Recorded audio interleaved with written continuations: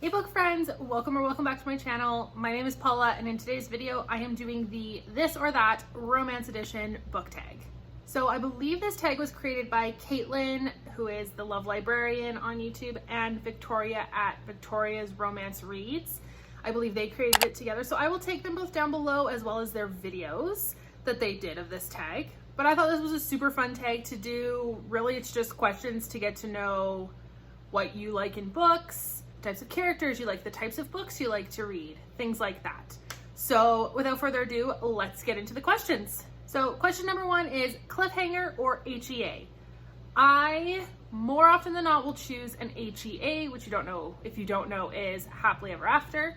But if it's a series that continues and follows the same couple, so for example, I'm reading the Wolf Hotel series right now, which follows the same couple through all 4 books. I am okay with books ending on cliffhangers. However, if a book series is not finished yet, that's a different story. Cliffhangers bother me because I won't get to read the next one right away. So if I know that a series has a cliffhanger ending, either somewhere in the middle or even towards the beginning, I will wait to read that series until it is completely done or just before the final book comes out, because I don't like waiting for cliffhangers. Question number 2 is hardcover or paperback. So the majority of my books are romance books, which almost entirely means paperback. I do have a couple hardcover fantasy books, but in general, paperback. They are just a lot easier to hold, they're a lot easier to read. And like I said, most romance books don't come in hardcovers, or if they do, the hardcovers are special editions. So it's just almost natural to pick up a paperback. Bonus points if it's extremely floppy. We love a floppy paperback. Question number 3 is angsty or cutesy? 98% of the time I will go with angsty. I love a good angsty romance, but I do need the cutesy mixed in every now and then, just as like a palate cleanser. But majority of the time I would go with angsty reads. Emotional or rom-com? Pretty much the same answer as the one before. Most of the time I would prefer an emotional book. I don't know what it is because I'm an extremely emotional person myself. I cry over a lot of things. Why I like to read emotional books, I don't know. But again, I like the odd rom-com here and there to kind of cleanse the palate. And sometimes you just read so many intense books that you just need something light and fluffy mixed in. So more often than not emotional, but I don't have any problems with rom-coms either. Next question is series or standalones? I would probably have to go with series, whether it is a full series following one couple, so similar to the Wolf Hotel or like Balance or the Stay With Me series where it follows the same couple. I am okay with those. I also love a good interconnected series like the Off-Campus series where each book follows a different person in like a friend group or a family. I do like standalones every now and then because it's just like a one and done. But I would say probably 99% of the time I am a sucker for series because it also forces me almost to read more, because once you finish one book you want to continue on with the series. So it kind of helps with reading slumps too. So I'm just getting out of a reading slump, and I think it's because I decided to pick up a series versus a standalone. So I have 4 books that I have to work through to finish the series. So my answer would be series. Next question is Booktok or Bookstagram? For a while my answer would have been Booktok, but I definitely have not been as active on there. I don't really know why, but I meet most of my friends through Bookstagram, and it's just easier to chat with people. I love looking at the beautiful photos people take of their books and of their bookshelves, and it's a lot easier to connect with authors on Bookstagram, I find, than Booktok. There's some that are really good on Booktok, but most of them I think focus on Instagram more. So I just find Instagram's a better place to chat and connect with people in the book community. Next question is people or objects on covers? This depends. I love a good discreet cover. Like, I love the Dreamline Billionaire covers. I think this series is so pretty. I'm not a fan of the men on those covers, But if we take something like the Brutal Birthright series, I actually really like the copies with the men on the cover. Will I be getting the discrete covers? Abso-freaking-lutely I will. But I also really want the entire series with the men on the cover too, because I think they're just a big part of the series. And I actually don't mind these ones. There's some with people on the cover that just seem weird. I'm not a huge fan of the photos that they choose, but some are okay. So I'd say probably 50-50. People on the cover don't bother me. One set of books that I think are beautiful with people on the covers is it the Tattered series by Catherine Cowles? I haven't read it yet, but I'll put at least one of them here so you guys can see.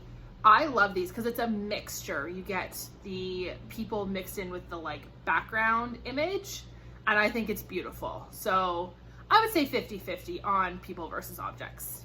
Next question is new releases or backlist.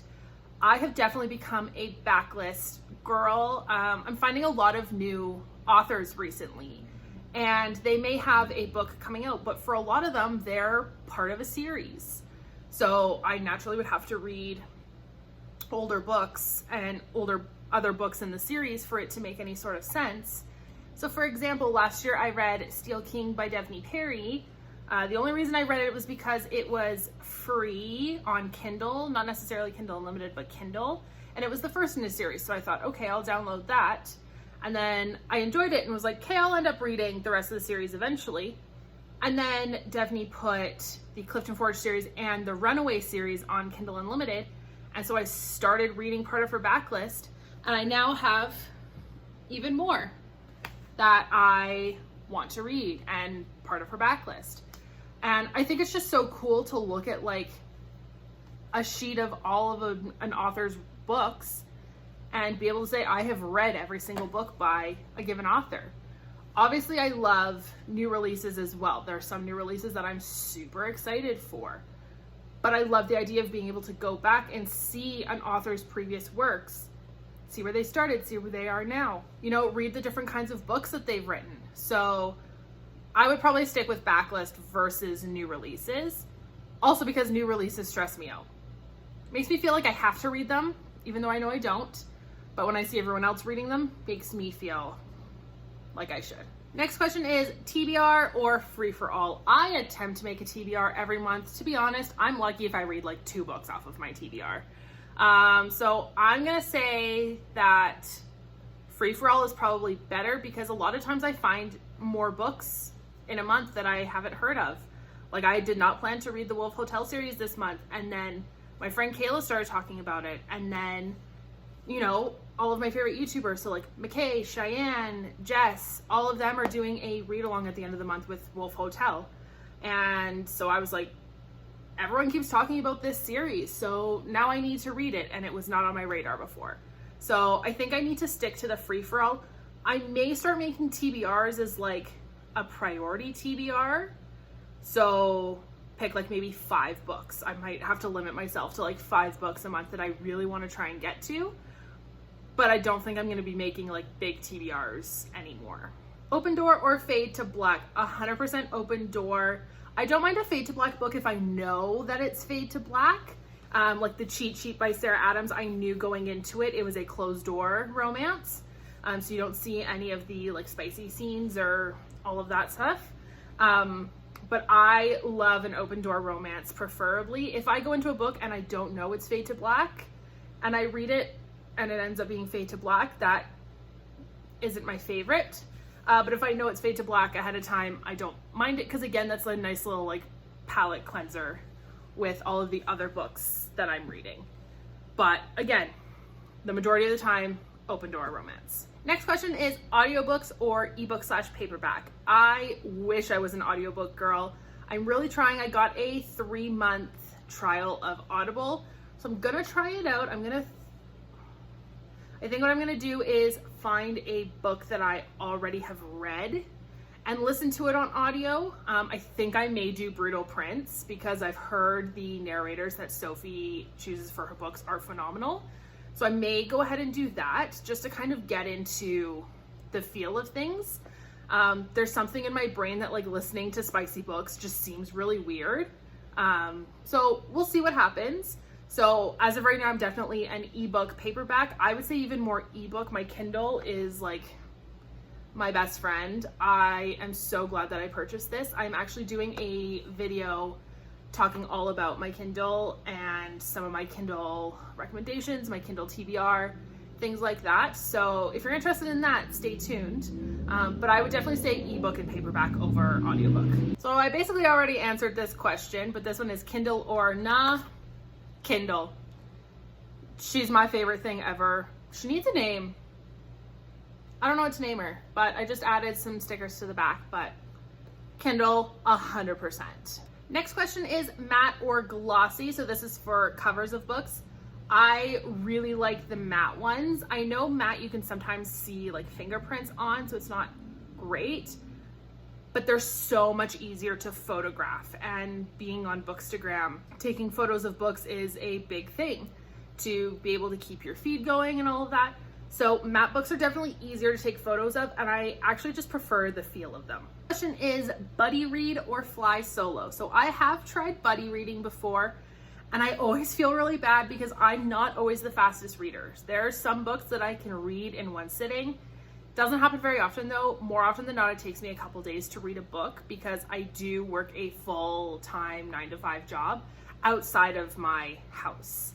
And I am on the phone quite a bit at my job. So reading gets a little bit tricky, and even trying to listen to audiobooks would be tricky at my work. So I tend to do fly solo. A lot of times I like to read like a series at the same time with people, and preferably a group, because some of us read at the same speed, some don't. But I also I have certain friends that I talk to after I read a book, and we have chats about it for days and days afterwards. So I'm definitely a fly solo girl. I wish I could do a buddy read. We'll see what happens. I might do another one later on this year. But for right now, fly solo. Next question is small town or dark romance. If you know me, you know small town is my shit.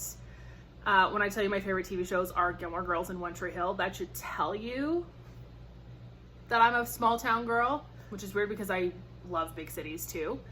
But 100% of small town romance. There's just something about it that just feels homey and nostalgic, and I don't know what it is. If you can combine and make it a dark small town romance, you've got me, because I do love dark romance as well, but small town will always beat out dark romance. Next question is new adult or adult books. I actually don't mind new adult books. I know some people think it's a little bit weird for older people to read new adult books. I don't think it's weird. I mean, the off-campus series would be new adult with them being in college. I prefer adult, but I also know that age gap is one of my favorite tropes, and a lot of the time that is a new adult / adult, because the one character tends to be early 20s, the other one obviously is older. So I'm fine with either, to be honest. Next question is sprint read or marathon a series. That depends on the series. If I am hooked real quick on the first book, I will probably sprint through it a little bit faster. So for example, the Wolf Hotel series, I will probably finish the series by the end of this week. There's only 4 books, so I know that probably seems like kind of slow. But like I said, I work a full-time job, so I really can only read in the evenings. But there's other books and other series like the Balance series where I've read the first book but not the others. When I get to reading the rest of them, I will probably sprint through them, but because it's been a while since I've read the first one, almost marathon. So I think it depends on the series, and if I have read a book prior or if I'm just starting out with the series. Next question is read multiple books at a time or one book at a time. I don't understand how people read multiple books. I would get confused. I know some people read like a fantasy and a romance and then a historical, so they're like different kinds and different genres of books. That still doesn't work for me. I am a one book kind of girl. I like to focus on one thing at a time. The only time that may change is if I do end up getting into audiobooks, because audiobooks I would read / listen to while I'm at work. So I would want to listen to those to end up being a different book than the one I'm currently reading. But at most I would do no more than 2 at a time. 99% of the time, I will read one book at a time. Next question is alpha hero or cinnamon roll hero. 100% an alpha hero. I love an alpha hole. If you can make them a little bit combined, that's ideal. Where like in the bedroom, he's very much an alpha, but out in the world, he's a cinnamon roll. That's ideal. I know that's rare though. There's something about him taking control and just being in charge. I don't know what it is. I love a good alpha hero. Next question is baddie or damsel in distress heroine. I love a baddie. I love a baddie. Ada Gallo is my girl from Brutal Prince. She is a baddie. She gives zero shits. I think they're so cool because it makes them sassier. It gives them more of a personality. However, the odd time where it's like she has a past or she's running from something, those I also like as well. But majority of the time, I would say a baddie heroine. And then the last question is slow burn or instalove. I hate instalove romances. I don't like them. Slow burn all the way. My first real slow burn was All Roads Lead Here. Obsessed. I love the tension. Again, I'm gonna come back to the Wolf Hotel series. I texted my friend Taylor today, nope, not today, yesterday, while I was reading it being like, this tension, they just need to do something. And it finally happened towards the end of the book. But I love the tension build up because it means so much more in the long run instead of the insta love. So give me the slow, give me the angst. That's my bread and butter for sure.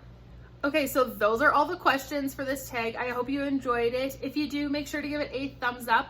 Make sure you hit that subscribe button so you don't miss any future content from me.